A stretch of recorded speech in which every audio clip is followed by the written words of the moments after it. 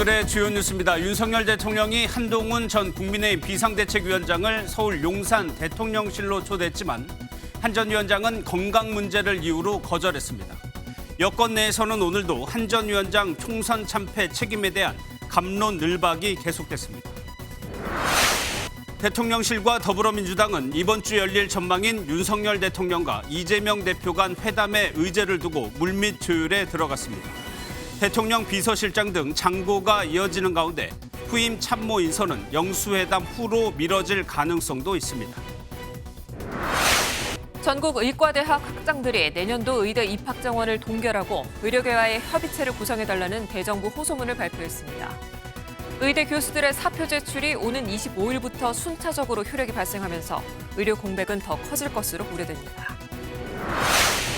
기시다 후미오 일본 총리가 일본의 과거 침략 전쟁을 미화하고 전쟁 범죄자를 합사한 야스쿠니 신사에 공물을 복납했습니다. 우리 정부는 즉각 깊은 실망과 유감을 표했습니다. 여러분 안녕하십니까. 윤석열 대통령이 한동훈 전 국민의힘 비상대책위원장에게 오찬을 제안했지만 한 전 위원장이 거절 의사를 밝힌 것으로 확인됐습니다. 건강상 참석이 어렵다는 이유였습니다. 친윤계 인사들을 중심으로 총선 참패 책임론이 불거진 상황에서 거절한 배경을 두고 다양한 해석이 나오고 있습니다. 한 전 위원장은 또 총선 패배 후 처음으로 국민을 배신하지 않겠다며 입장을 밝히기도 했습니다. 이지율 기자가 단독 보도합니다.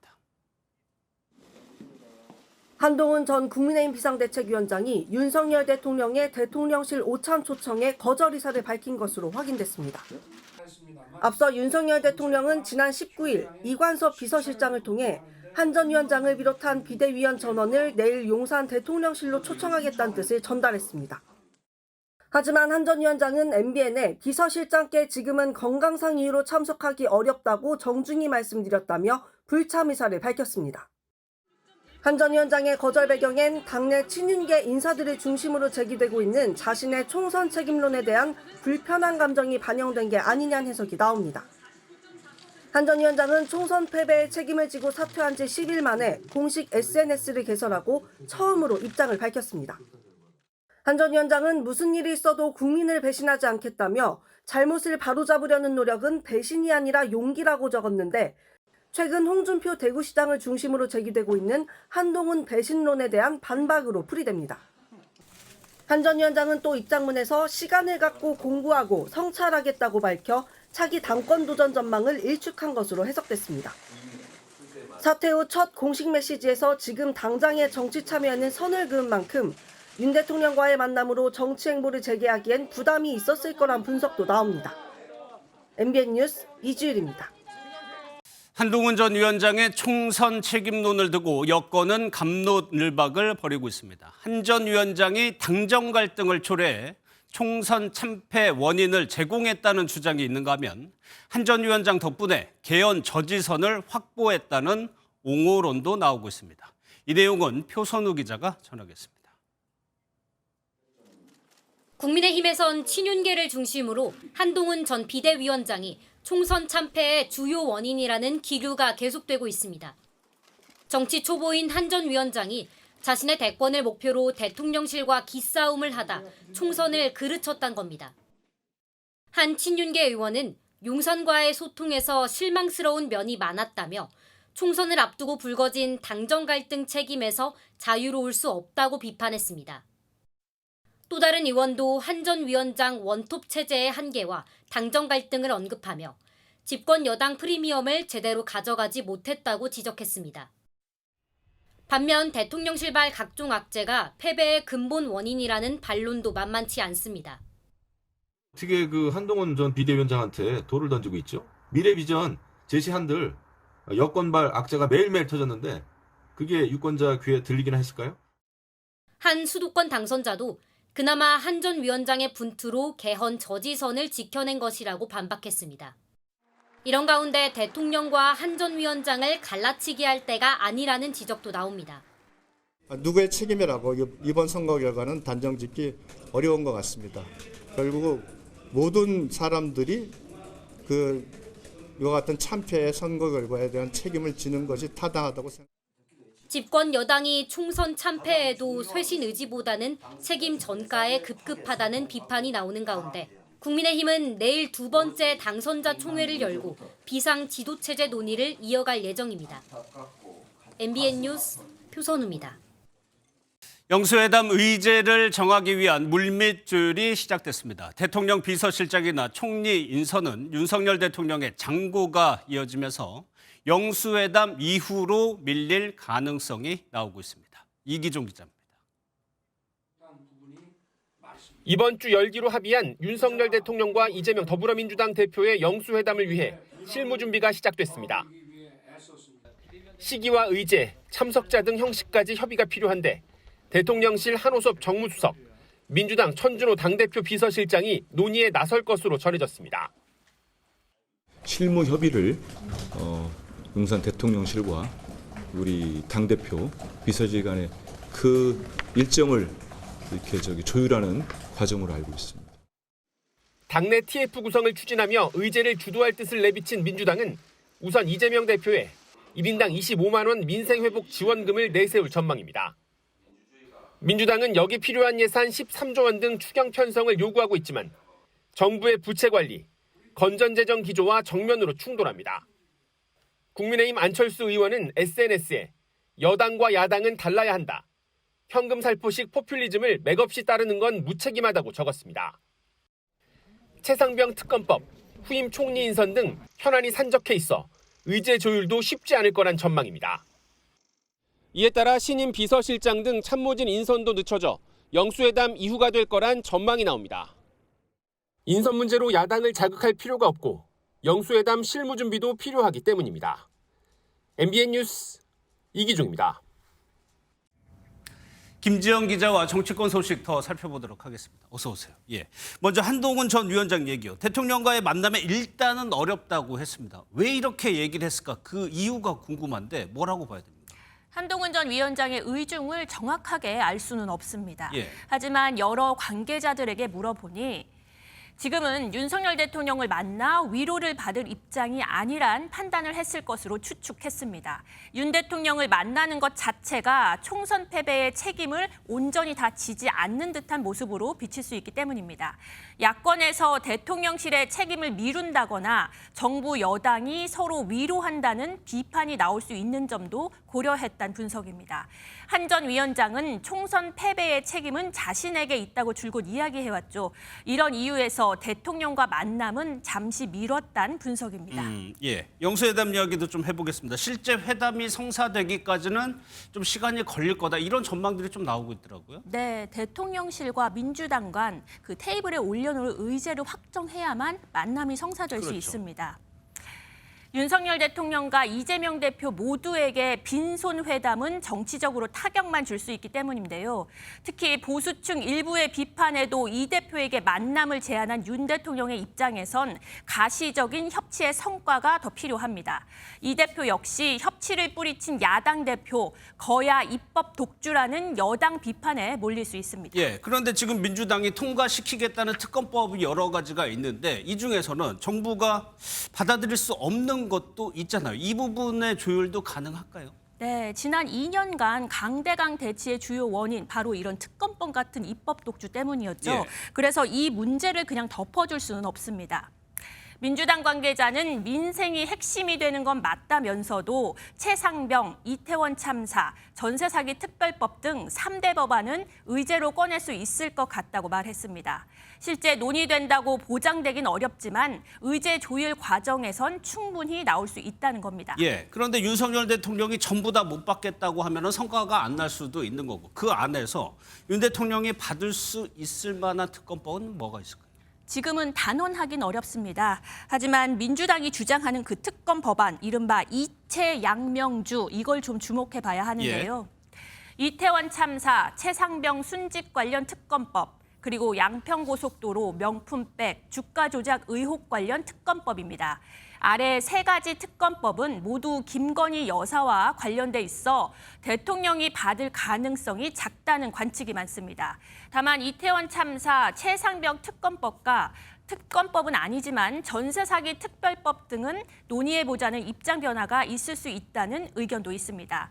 여당에서도 찬성 의견이 나오는 최상병 특검법은 민주당이 협상 카드로 활용해 의제의 주도권을 선점할 것이란 분석도 나옵니다. 예. 그러면 그 문제는 어떤가요? 이 대표가 이제 공개적으로 언급한 것이 전 국민 25만 원 지원금 문제인데 이거 논의 가능할까요? 네, 이번 회담의 핵심 의제가 바로 민생 문제인 만큼 예. 실무진 의제 조율 과정에 오르긴 할 것 같지만 이거를 직접 논의할 수 있을까? 이건 좀 다른 문제입니다. 예. 총선 패배 이후 첫 국무회의에서 윤 대통령의 발언을 먼저 들어보겠습니다.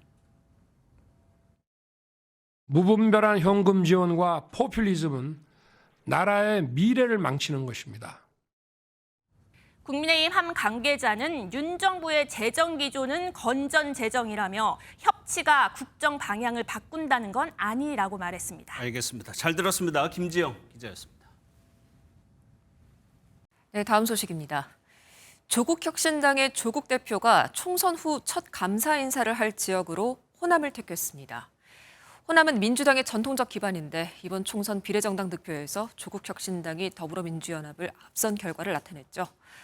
이번 방문 중에 최상병 특검 통과도 강조할 예정입니다. 이성식 기자입니다. 조국혁신당이 총선 이후 감사 인사를 전하는 취지의 첫 방문 지역으로 택한 곳은 호남입니다. 조국 대표를 비롯한 당 비례대표 당선인들과 주요 관계자들은 전북 익산 전주시와 광주광역시 등을 내일부터 1박 2일의 일정으로 방문할 예정입니다. 김보엽 대변인은 MBN과의 통화에서 호남의 뜨거운 지지를 고려해 일정을 정하게 됐다고 설명했습니다. 광주와 전남 그리고 전북에서 조국혁신당의 압도적인 지지를 몰아주셨습니다. 이제 겨우 창당한 지 한 달 정도밖에 안 된 정당인데 모두 1위를 안겼습니다. 조국혁신당은 고 최상병의 모교인 원광대를 방문해 추모 공간에서 다시 한번 특검 통과를 촉구할 계획입니다. 서류를 반환하라고 지시한 사람 누구입니까? 대통령실 관계자 중에서 누구인지 밝혀져야 됩니다. 광주에서는 5.18 묘역을 참배한 뒤 총선 승리 보고대회와 당원과의 대화 등의 일정을 진행합니다. 당 관계자는 도내 당원과 만나 앞으로 의정 활동 계획을 알리고 당의 운영 방안과 현안 등에 대한 의견을 들을 예정이라고 밝혔습니다. MBN 뉴스 이성식입니다. 검찰이 이화영 전 경기도 평화부지사에 대한 음주 회유를 주장하는 민주당을 향해서 반박 입장문을 냈습니다. 수사팀을 범죄자 취급한다며 재판에 부당한 영향을 주려는 의도로 보인다고 비판했습니다. 이재호 기자입니다. 이화영 전 경기도 평화부지사에 대한 음주 회유 논란과 관련해 검찰이 또다시 입장문을 냈습니다. 오늘 오전 더불어민주당의 국정조사와 특검 추진 입장문이 나온 이유입니다. 수원지검은 민주당을 향해 중대부패범죄로 재판 중인 피고인의 일방적 주장만을 아무런 근거 없이 사실로 인정한 후 수사팀을 마치 범죄자 취급했다며 반발했습니다. 검찰은 판결을 앞두고 허위 사실로 수사팀을 음해하고 있다며 법원 재판에 부당한 영향력을 행사하려는 의도로 볼 수밖에 없다고 덧붙였습니다. 아울러 이미 알려진 그동안 재판 과정에서 발생한 이화영 전 부지사의 진술 번복 과정과 재판 지연 행위 등을 정리해 공개하기도 했습니다. 그러면서 오로지 증거와 법리에 따라 실체적 진실을 규명할 것이라고 밝혔습니다. 이에 앞서 민주당 검찰독재 정치탄압대책위원회는 전현직 수원지검 2차장들의 재소자 특혜 제공, 수사 무마 의혹 등을 제기하며 특검 추진을 주장했습니다. 여당인 국민의힘은 민주당이 범죄 피의자의 거짓말을 침소 봉대하며 국민을 기만하고 있다며 국민 앞에 사과하라고 맞섰습니다. MBN 뉴스 이재호입니다. 은행 잔고증명서 위조 혐의로 수감 중인 윤석열 대통령의 장모 최은순 씨에 대한 가석방 심사가 모레 화요일에 열립니다. 최 씨는 지난 2월에도 심사 대상에 올랐습니다만 최종 명단에서는 제외된 바 있습니다. 전민석 기자입니다. 윤석열 대통령의 장모 최은순 씨의 이름이 오는 화요일 열리는 법무부 가석방 심사 명단에 올랐습니다. 최 씨는 지난 2월에도 심사 대상에 포함됐지만 최종 명단에선 제외된 바 있습니다.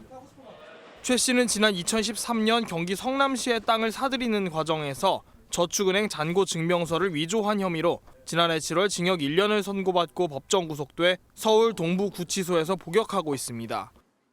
현행법상 형기의 3분의 1을 넘기고 교정 성적이 좋으면 가석방 심사 대상이 되는데 최 씨는 형기의 70%를 넘긴 상태입니다. 최 씨의 가석방 대상 포함을 두고 법무부는 절차에 따라 자동으로 명단에 오른 것이라는 입장입니다. 가석방 심사위의 적격 판정에 이어 법무부 장관의 승인을 받으면 최 씨는 오는 30일 출소할 수 있습니다. 그러나 최 씨의 가석방에 마냥 파란불이 켜진 건 아닙니다. 법조계에선 정부가 총선을 통해 드러난 민심을 고려해 판단할 것이라는 추측도 조심스럽게 제기되고 있습니다. 최 씨가 이번에도 부적격 판단을 받으면 만기 출소를 한 달 남긴 6월에 다시 심사를 받을 수 있습니다. MBN 뉴스 전민석입니다. 전국 지자체들이 악성 민원에 시달리는 공무원을 보호하기 위해서 자체적으로 조치에 나서고 있습니다. 홈페이지에서 확인할 수 있던 직원 이름을 비공개로 바꾸는 등 최소한의 안전장치를 마련하고 있는데요. 장동건 기자가 취재했습니다. 한 남성이 공무원의 얼굴을 손바닥으로 내리치고 놀란 직원들이 황급히 뜯어말리자 욕설을 내뱉습니다. 여기 행리위원회에서 나와요. 지난달 5일에는 신상이 온라인에 노출되는 등 악성 민원에 시달리던 김포시청 공무원이 숨지기도 했습니다. 상가해줬으면 좋겠어요. 그게 얼마나 불행한 일입니까? 그러니까 그런 일은 앞으로 없어야 되겠죠. 김포시는 개인 신상 유포 피해를 막기 위해 지난 8일부터 홈페이지에서 직원들의 이름을 익명 처리했습니다. 최소한의 안전장치를 마련하고자 직원들은 좀 안도의 목소리가 나오고 있다고 보고 있고요. 김포시청 한 부서의 좌석 배치도입니다. 원래는 이렇게 직원 사진이 게재돼 있었지만 지금은 이름과 직위만 공개돼 있습니다. 부산 해운대구와 인천 부평구, 충북 충주시 등 전국의 지자체들에서도 이러한 움직임이 확산하고 있습니다. 하지만 최근 5년 동안 악성 민원을 경험한 공무원이 10명 중 8명인 것을 감안하면 보다 근본적인 대안이 필요하다는 목소리도 나옵니다. 상당한 정도로 위협이 가해져야지만 보호를 받을 수 있었던 것이 가이드라인을 새로 만드는 것이 필요하다고 봅니다. 악성 민원인의 상담 시간을 제한하거나 공무원 개인정보 온라인 유포를 법으로 금지하고 있는 해외 사례들도 참고할 만하다는 지적입니다. MBN 뉴스 장동건입니다. 대학이 자율적으로 의대 정원을 정할 수 있도록 정부가 중재안을 내놨지만 의대 학장들은 입학 정원 동결을 요구했습니다. 먼저 이시열 기자의 리포트 보시고 뉴스 추적해서 의료계 상황 짚어보겠습니다.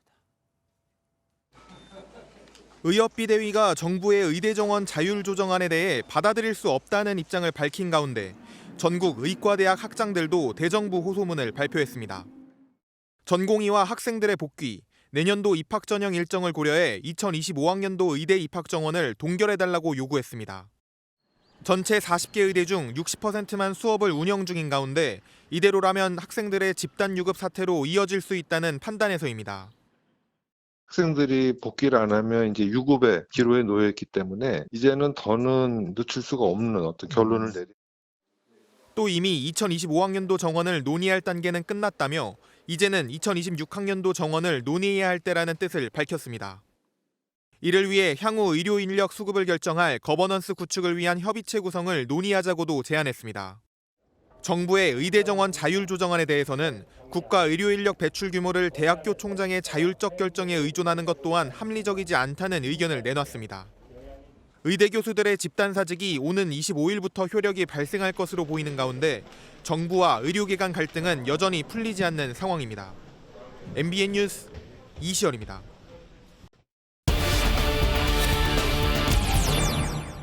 네, 보건복지부 출입하는 전남주 기자 나와 있습니다. 어서 오세요. 예, 의대 교수들 사직서 얘기부터 해볼게요. 그러니까 이번 주 25일에 의대 교수들의 사직서가 처리가 될 수 있다는 거죠? 네, 그렇습니다. 먼저 화면을 한번 보시겠습니다.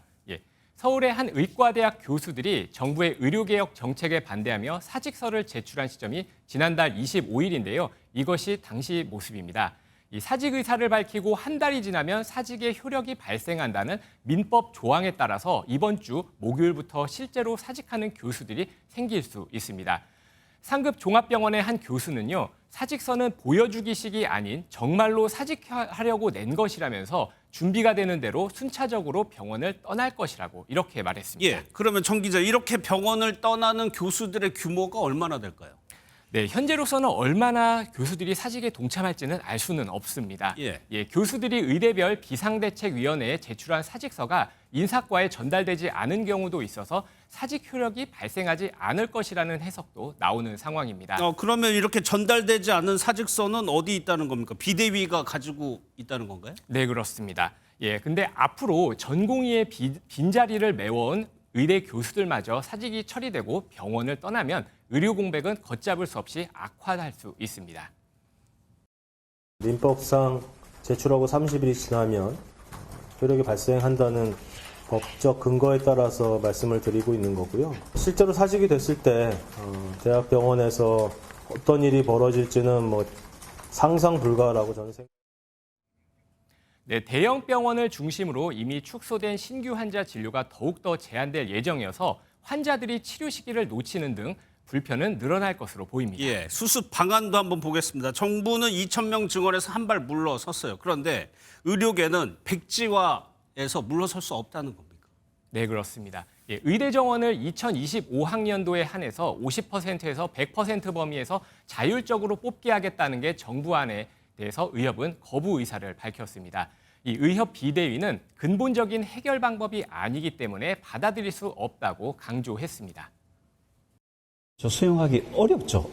현실적으로 50%에서 정원의 50%에서 100%라고 이야기하셨는데 그게 과연 합리적인 방향이었는가에 대해서 생각한다면 제가 볼 때는 합리적이지 않다 그렇게 생각하고 있습니다. 이런 문제들을 논의할 의료개혁 특위가 이번 주에 첫 회의를 할 것 같은데 의협이나 전공의들은 불참할 것 같다면서요? 네, 그렇습니다. 정부는 일단 의대 증원을 두고 대척점에 서 있는 의협과 대한전공의협의회 특위 참여는 독려하고는 있습니다. 하지만 현재 상황으로는 이들 단체가 참여할 가능성은 작아 보입니다. 정부는 이들 단체 참여 여부와는 관계없이 특위는 출범시킬 계획입니다. 특위에서는 전공의들의 집단 이탈과 의료 공백을 불러온 의대 증원과 필수 의료 정책 패키지 등 의료개혁 과제들이 논의될 예정입니다. 그럼 이 특위를 이끌 인물에 대해서도 좀 알아볼까요? 네, 정부의 의료개혁을 구체하는 역할을 하게 될 위원장에 노현홍 한국제약바이오협회장이 내정된 것으로 알려졌습니다. 이 공무원 출신이고요. 대통령실 수석 비서관을 맡았고 의대에서 부총장으로 일한 바 있어서 정부와 정치권, 의료계 등 각계의 의견을 조율할 적임자라는 평가를 받고 있습니다. 이 특위는 환자단체와 시민단체, 보건복지부 등 정부 인사와 의료인 등 20여 명으로 꾸려질 예정입니다. 알겠습니다. 잘 들었습니다. 전남주 기자였습니다. 뉴스 이어갑니다. 물가가 오른다 했는데 우리나라가 OECD 국가 중에서 식료품 물가 상승률 3위를 기록했습니다. 문제는 내려갈 요인이 보이지 않는다는 겁니다. 국제 유가도 오르고 있고요. 고환율의 수입 물가도 요동치고 물가 상승만 자극하고 있습니다. 길기범 기자입니다. 마트에서 장을 보는 손님들이 야채의 가격과 품질 등을 꼼꼼하게 살펴봅니다. 최근 과일과 채소 등 먹거리 물가가 크게 오르면서 장을 보는 게 무서울 지경입니다. 예전처럼 이제 그런 시장을 보는 게 무서워서 물가 때문에 그러다 보니까 자꾸 이렇게 어디 할인되는 거, 세일하는 거 없나 그런 것만 요즘 찾게 되거든요. 물가에 대한 좀 심리적인 압박감이 있어요. 옛날에는 한 10만 원어치 보면 좀 이렇게 좀 종류를 좀 많이 했는데 지금은 좀 안 그러죠. 몇 개 이렇게 보면은 벌써만 한 2, 30만 원. 우리나라 먹거리 물가가 크게 오르면서 지난 2월 기준 OECD 평균을 넘어선 것으로 집계됐습니다. 평균을 넘은 건 러시아의 우크라이나 침공 직전인 2021년 11월 이후 2년 3개월 만으로 상승률도 35개 회원국 중 튀르키예, 아이슬란드에 이어 세 번째로 높았습니다. 가뭄 등으로 과일과 채소값이 크게 오른 게 원인이 됐습니다. 실제 지금은 안정됐지만 지난달 사과 물가는 작년보다 88.2% 올랐고 배와 방울토마토, 양배추 가격은 아직 떨어지지 않았습니다. 정부는 하반기에 물가가 안정될 것이라며 야당에서 주장하는 추경은 고려하지 않고 있다고 밝혔습니다. 근원 물가 자체는 계속 안정적으로 가고 있기 때문에 그 하반기에 가면은 물가가 안정적인 수준으로 하향 안정화가 될 거다라는 당초의 전망은 아직까지 유효하고요. 하지만 최근 중동 분쟁으로 국제 유가가 오르고 고환율이 수입 물가를 밀어올릴 것으로 보이면서 물가 안정을 위한 시급한 대책 마련이 필요하다는 지적입니다. MBN 뉴스 길기범입니다. 이동통신 3사의 올해 1분기 합산 영업이익이 1조 원을 넘어설 전망입니다. 그야말로 천문학적인 수익인데 정작 소비자들에 대한 혜택은 찔끔이란 반응입니다. 정혜린 기자입니다. SK텔레콤, KT, LGU+ 3사의 1분기 합산 영업이익은 1조 원을 훌쩍 뛰어넘을 것으로 추산됩니다. 정부의 가계통신비 인하 압박에도 여전히 높은 수익을 거두고 있는 겁니다. 하지만 고객을 잡기 위한 경쟁에는 다소 소극적인 모습에 소비자들은 씁쓸함을 나타냅니다. 최근 3사가 모두 3만 원대 5G 요금제를 출시했지만 제공 데이터는 4에서 6GB에 불과해 통신비 인하 효과는 크게 와닿지 않습니다. 사실 좀 부족한 편이긴 해요. 그래서 좀 비싼 요금제를 사용하고 있기도 하고요. 경쟁 활성화를 위한 전환지원금이 등장했지만 최대로 받으려면 고가 요금제를 써야 하거나 구형폰 위주여서 소비자 반응은 시큰둥합니다. 고가 요금을 내면서까지 통신사를 바꾸고 핸드폰을 바꾸고 그러지는 않아요. 실질적으로는 소비자들의 수요가 많거나 그런 구간에서의 혜택으로 늘리지는 않기 때문에 영업이익이 계속 늘어나는 이유도 저는 이제 그런 부분이라고 생각이 들어요. 5G 가입자 증가율도 둔화되면서 이동통신사들이 수익 개선을 위해 계속해 허리띠를 졸라맬 것으로 예상되는 가운데 고물가 시대에 소비자들의 가계통신비 부담도 쉽게 해소되지는 않을 전망입니다. MBN 뉴스 정혜린입니다. 중국의 역사 왜곡 시도가 끊이질 않고 있습니다.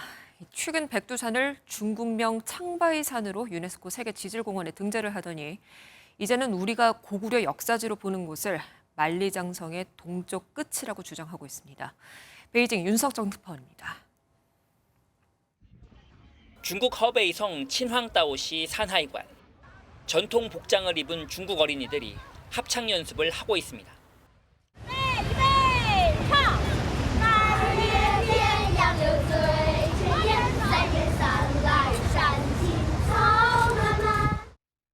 제가 서 있는 이곳은 만리장성과 바다가 만나는 산하이관 나오롱토입니다.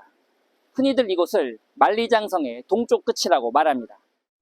하지만 중국은 언제부턴가 북한과 맞닿은 단둥시 후산이 만리장성의 동쪽 끝이라고 주장합니다. 이곳은 우리 학계에선 고구려의 유적이라고 보고 있습니다. 우려스러운 건 이뿐이 아닙니다. 중국이 백두산을 유네스코 세계지질공원에 중국식 명칭인 창바이산으로 등재한 겁니다. In the mountain right now it is -20, but behind me there is boiling steam rising from the ground.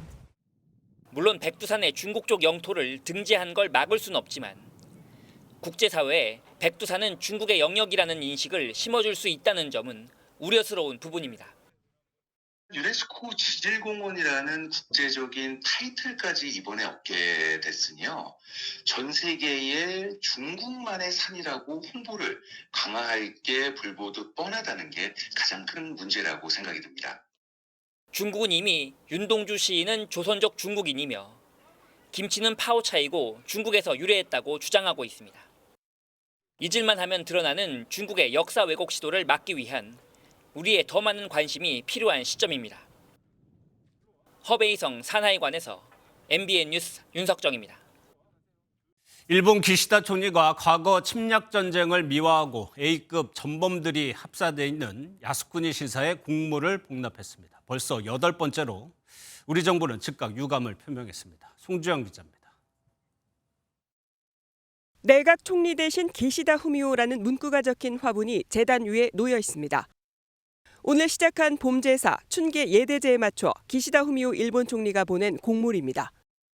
2021년 취임 이후 벌써 8번째인데 대신 야수쿠니 신사를 직접 참배하진 않고 있습니다. 이는 스가 전 총리 등도 마찬가지로 전쟁 미화 논란을 의식한 행동으로 보입니다. 私人の立場でのこととして理解しており、政府として見解を申し上げる事柄ではないと認識しています。 기시다 총리와 달리 일본 정부 강요들은 야수쿠니 신사를 직접 참배하고 있습니다. 오늘도 독도는 일본 땅이라고 주장했던 신도 요시타카 경제재생 담당상이 참배했습니다. 23일에는 일본 초당파 의원들의 참배도 예정돼 있는데 매년 찾고 있습니다. 数多くの先生方に早朝からこうして、参拝においでをいただいたこと、さぞかし戦没者ご英霊の皆様も、喜んでいただいていることというふうに理解をいたしております。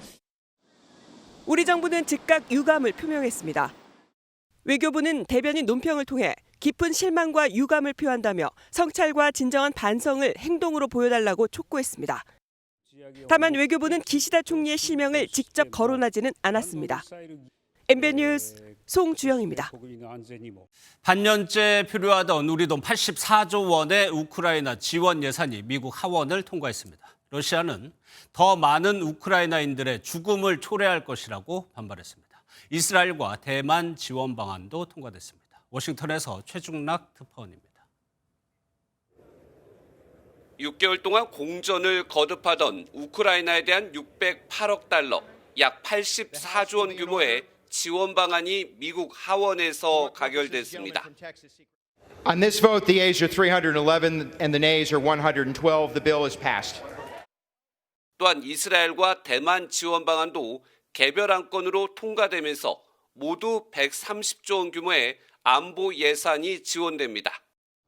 특히 중국계 기업이 만든 짧은 동영상 공유 애플리케이션 틱톡의 강제 매각 법안 수정안도 통과됐습니다. 모두 4개 법안은 여당인 민주당이 다수당인 상원에서도 통과가 유력합니다. 이번 표결에는 공화당 소속인 마이크 존슨 하원 의장이 당내 강경파의 반대에도 법안을 분리 처리하면서 돌파구가 마련됐습니다. 바이든 대통령은 성명에서 이스라엘과 우크라이나에 결정적인 지원이 될 것이라고 강조했습니다. 이스라엘은 미국에 감사를 표시했고 젤렌스키 우크라이나 대통령은 미국의 지원으로 전쟁을 종식시킬 것이라고 밝혔습니다. Безперечно, ми використаємо американську підтримку, щоб зміцнити обидва наші народи і наблизити справедливе завершення цієї війни. Війни, яку Путін повинен програти. 반면 전쟁 상대국인 팔레스타인 자치정부는 위기의 위험한 확대라고 반발했고 러시아는 더 많은 우크라이나인의 죽음을 가져올 것이라고 경고했습니다. 워싱턴에서 MBN 뉴스 최중락입니다. 마라톤 영웅 황영조 선수의 고향인 강원도 삼척에서 마라톤 대회가 열렸는데요. 5천 명 참가자 중에 단연 눈에 띄는 사람은 이봉주 선수였습니다. 난치병으로 굽었던 허리를 곧게 편 채 달렸고요. 건강이 많이 회복된 모습 보여줬습니다. 장진철 기자입니다. 출발선 가장 앞에 낯익은 얼굴. 우리나라 마라톤의 산 역사인 황영조와 이봉주입니다. 총선과 함께 달리미들의 응원을 받으며 힘차게 첫 발을 내딛습니다. 희귀병을 앓고 있던 이봉주 선수가 러닝화를 신고 레이스에 나선 건 투병을 시작한 지 4년 만입니다. 뛴 거리는 100m 정도에 불과했지만 또 한 번의 기적을 예고했습니다. 4년 만에 이렇게 한번 뛰어보니까는 감회가 좀 새로운 것 같아요. 앞으로 더 좋아져서 풀코스까지 뛰는 그날이 머지 않은 것 같습니다. 바르셀로나 올림픽 마라톤 금메달리스트인 황영조 선수의 고향인 삼척에서 열린 국제 마라톤 대회에는 케냐 등 15개 나라 등 달림이 5천 명이 참가해 자신과의 싸움을 벌였습니다. 크게 운동을 많이 하지 않았던 것 같아요. 오늘부터 운동을 시작해야 될 정도로 체력에 좀 한계를 많이 느낀 것 같습니다.